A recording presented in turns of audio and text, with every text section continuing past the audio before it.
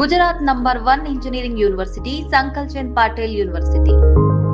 జగిత్యాల జిల్లా కోరుట్ల పట్టణంలోని ఆదర్శ్ నగర్లో హత్యకు గురైనటువంటి చిన్నారి హితిక్ష కేవలం 5 సంవత్సరాల పాప మర్డర్ మిస్టరీ అయితే ఎట్టకేలకు వీడింది.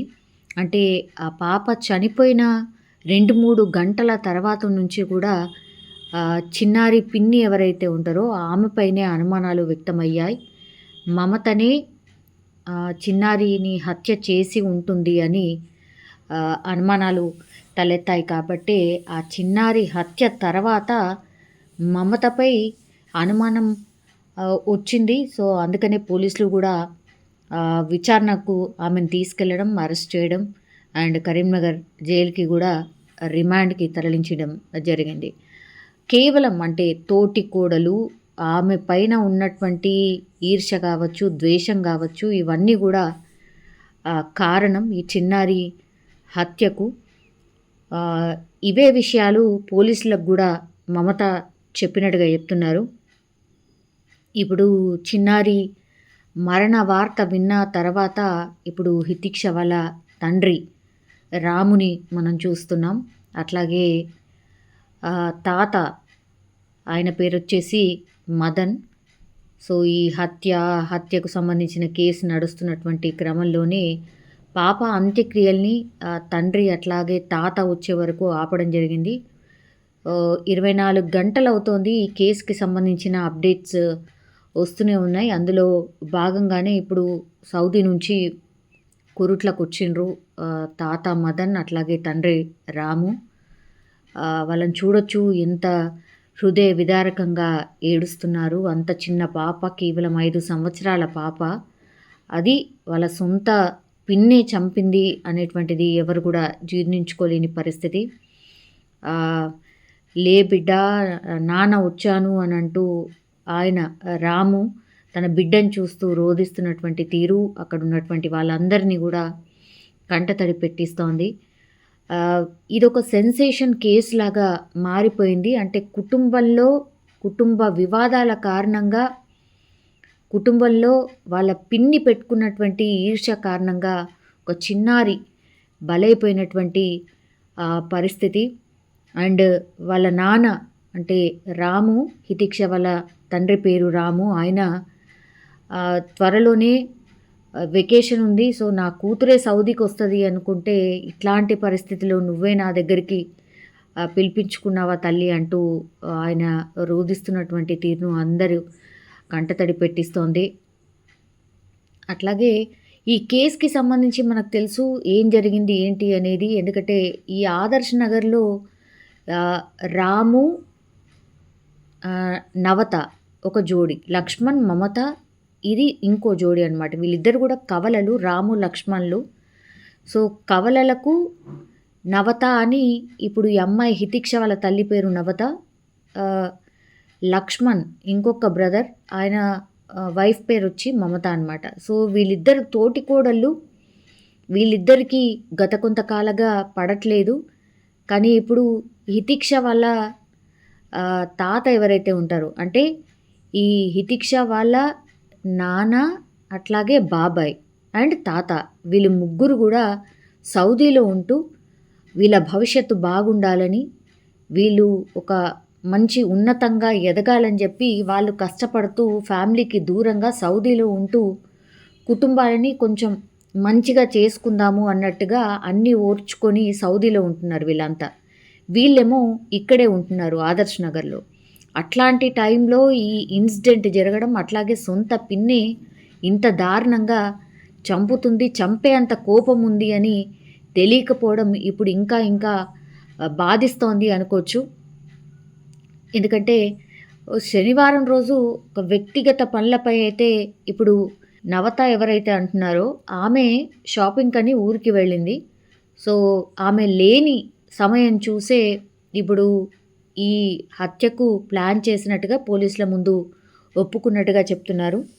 స్కూల్ నుంచి పాప రాగానే పక్కనే ఈ వీళ్ళ ఇంటి నుంచి 3వ ఇల్లు అనమాట.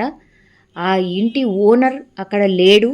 అట్లాగే ఇంటి గేట్‌కి తాళం లేదు. అట్లాగే బాత్రూమ్‌కి కూడా డోర్ లేకపోవడంతో ఇదే కరెక్ట్ అనుకుంది. కరెక్ట్ ఛాన్స్ అనుకుంది. అందుకని పాపని రామ్మా ఆడుకుందామని చెప్పి ఆ ఇంటి లోపలికి తీసుకువెళ్ళింది. పిన్ని కాబట్టి నమ్మి పాపం అమాయకంగా వెళ్ళింది. ఇంత కుట్రగా చంపుతుంది అని ఎక్స్‌పెక్ట్ చేయదు కాబట్టి హితిక్ష పిన్నే కదా అని వెళ్ళింది. వెళ్ళిన తర్వాత బాత్రూంలోకి చిన్నారిని తీసుకువెళ్ళిన తర్వాత అత్యంత దారుణంగా గొంతు కోసి చంపినటువంటి సిట్యుయేషన్.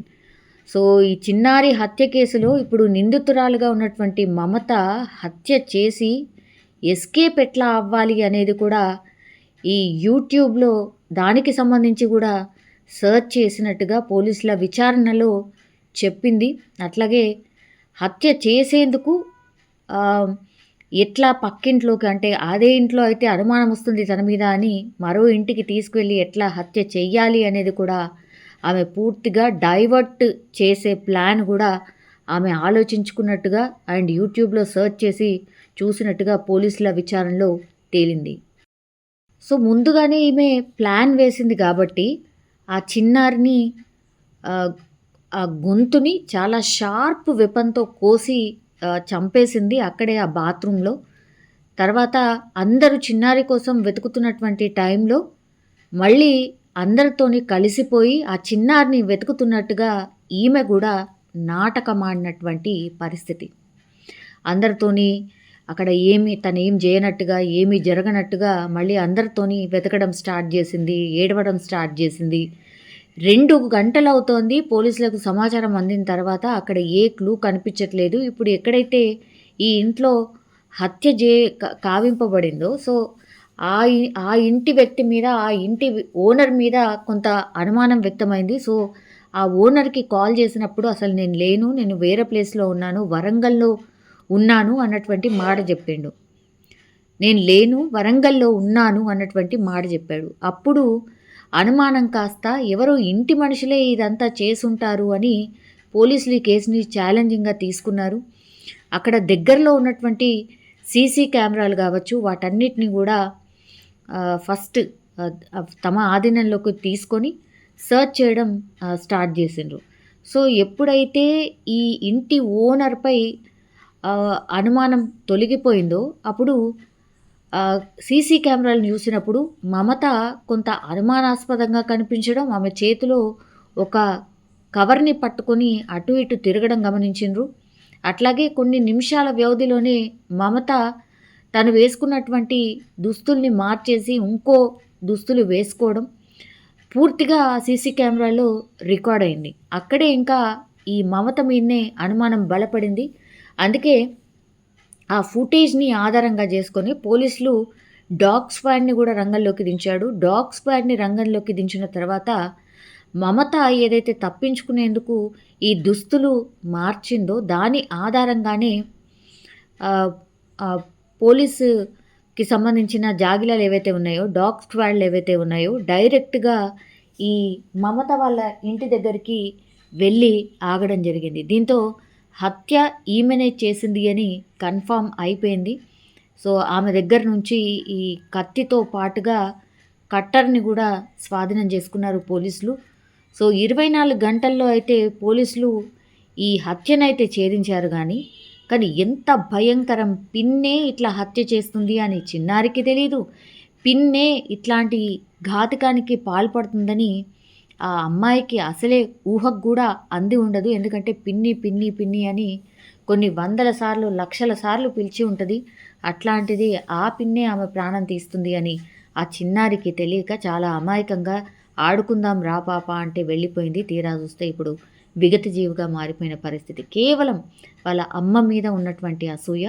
అట్లాగే ఈమెకి బెట్టింగ్‌లో ఈమె మమత ఎవరైతే మర్డర్ చేసిందో ఇప్పుడు మమతకి బెట్టింగ్‌లో 18 లక్షల రూపాయలు బెట్టింగ్‌లో పోయినాయి. అట్లాగే ఇప్పుడు ఈ రాము అంటే హితిక్ష వాళ్ళ ఫాదర్ కూడా కొంచెం మంచి పొజిషన్‌లో మంచిగా డబ్బులు సంపాదిస్తున్నాడని అదొక అసూయ. అండ్ ఇంట్లో కేవలం ఆ పెద్ద కోడలికే వాల్యూ ఉంది, నాకు లేదు అన్నటువంటి ద్వేషం. ఇవన్నీ పెట్టుకొని వీళ్ళకి ఏదో ఒకటి చూపించాలి, నా బలమేంటి చూపించాలనుకుందో, లేకపోతే అసలు నాకున్నటువంటి పగ తీరాలి అనుకుందో, మరి ఏం ఆలోచించిందో ఏంటో తెలీదు గానీ, చిన్నారినైతే హత్య చేద్దాము అనుకుంది. హత్య చేయడానికి వీడియోలు అవి ఇవి చూసింది. తప్పించుకునే ప్రయత్నంలో భాగంగా ఎట్లా ఉండాలి, ఏంటి ఆ వీడియోలు గూడా చూసింది కాబట్టి, నేరం పూర్తిగా ఆమెనే చేసిందని నిర్ధారైనటువంటి పరిస్థితి. ఇప్పుడు ఈమెకు గూడా 2 పిల్లలున్నారు. రేపు ఫ్యూచర్‌లో వాళ్ళ పిల్లలు ఏ మొహం పెట్టుకొని తిరుగుతారు, అండ్ ఆ తర్వాత ఆ పిల్లల ఫ్యూచర్ ఏంటి, అసలు ఆ ఫ్యామిలీ కూడా చిన్నాభిన్నమైపోయింది. ఇప్పుడు హితీక్ష ఆమె కూడా ఈమె కూతురే కదా, కూతురు లాంటిదే కదా, ఆమెను చంపి నువ్వేం చేద్దాం అనుకున్నావు, ఇట్లాంటి ప్రశ్నలు సమాజం నుంచి చాలా పెద్ద ఎత్తున వస్తున్నాయి. దీనికి ఆన్సర్స్ చెప్పాల్సింది, ఆలోచించుకోవాల్సింది మమత మాత్రమే. కానీ ఇప్పుడు కడుపు కోత మిగిలింది మాత్రం ఇప్పుడు రాము, నవిత కుటుంబానికి మాత్రమే. అదే కుటుంబానికి సంబంధించిన దాంట్లోనే ఇంత పెద్ద విషాదం జరగడంతో ఈ కేస్‌కి సంబంధించి పోలీసులు ఛాలెంజింగ్‌గా తీసుకోవడం, ఆ తర్వాత ఇంటి మనిషే ఇప్పుడు ఈ పాపని చంపింది అని నిర్ధారణ కావడంతో పోలీసులైతే ఒక పెద్ద కేసునైతే ఛేదించడం జరిగింది. కానీ వాళ్ళ ఫ్యామిలీలో మాత్రం అత్యంత విషాదకరమైనటువంటి ఘటనగా మిగిలిపోయింది.